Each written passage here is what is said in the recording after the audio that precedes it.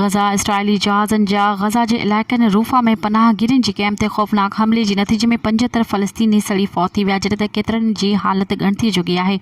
वॾी ख़बरूं ॾींदड़ इदारा अल जज़ीरा मूजिबि इसराइली फोर्सिस रूफ़ा में राति जी ऊंदाही में सेफ ज़ोन में पनाहगीरनि जी कैम्प ते अल सुल्तान ते बमबारी शुरू करे छॾी, जंहिं नतीजे में 75 फ़लस्तीनी शहीद थी विया। शहीदनि में घणो अंग औरतुनि ऐं ॿारनि जो शामिल आहे। इसराइल इन हमले में घटि 9 मिसाइल फायर कया, जंहिं में हर तरफ़ तबाही मचाए छॾी। फ़लस्तीनी हिलाल अहमद सोसाइटी ॿुधाए त इहो हमिलो एतिरो ख़ौफ़नाक हो जो ख़ैमनि में मौजूदु केतिरा ई माण्हू ज़िंदा सड़ी विया।